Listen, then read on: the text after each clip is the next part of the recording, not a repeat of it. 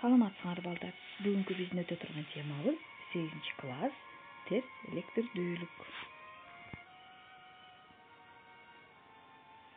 Электрондук катмарлары толуп өтө элек бардык атомдор химиялык байланышты түзүүгө жөндөмдүү болушат. Эгерде байланышты түзүүгө ар бир башка химиялык элементтин атомдору катышса, анда электрондук жуптар биринин атомун көздөй жылышкан абалда болот. Химиялык байланышты түзүүдө электрондук жупту өзүнө тартып алуу касиети терс электрдүүлүк деп аталат.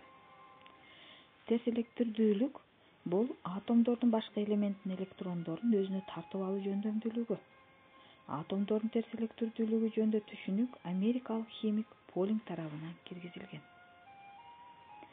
Атомдун түзүлүш теориясы боюнча элементтердин металлдарга жана металл эместерге таандык болушу химиялык реакция убагында алардын атомдун электрондорун бери жок кошуп алуу жөндөмдүүлүгүнө жараша болот.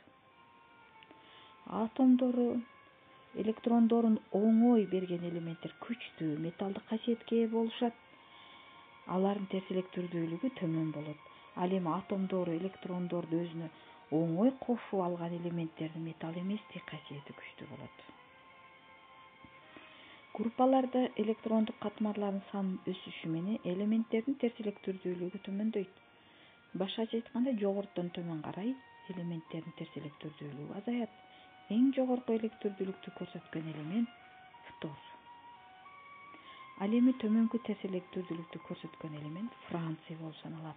Мезгилдерде жана группаларда ашкан элементтердин терс электрдүүлүгүн салыштыруу үчүн терс электрдүүлүктүн шкаласы пайдаланылат. Атомдо электрондук жуптардын жылышынын натыйжасында электрондорду өзүнө тартып алган атом бир аз терс зарядталат. Ал эми электрондорун берген атом бир аз оң зарядка ээ болот. Эгерде электрондордун жылышын толук өттү деп эсептесек, анда электронун берген атом оң зарядталат. Ал эми электрондорду тартып алган атом терс зарядка ээ болот.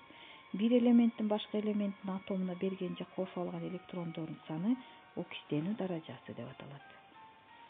Элементтердин терс электрдүүлүгү Полинг боюнча шкаласы. Бул жерде жана биз айтып кеттик, эгерде элементтердин терс электрдүүлүгү бирден кичине болсо, терс электрдүүлүгү төмөн болот, бирден чоң болсо, терс электрдүүлүгү жогору болот.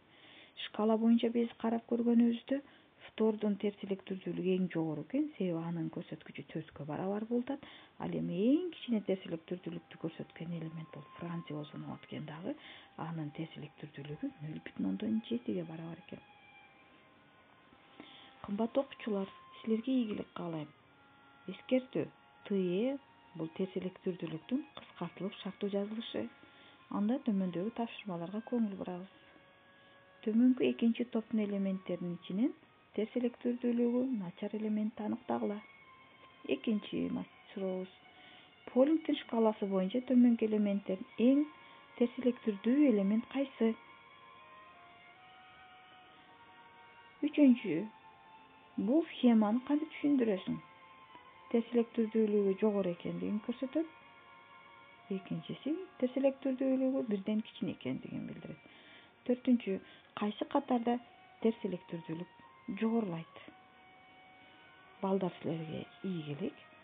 Ушул суроолорго даярданып, жоопторду күтөм.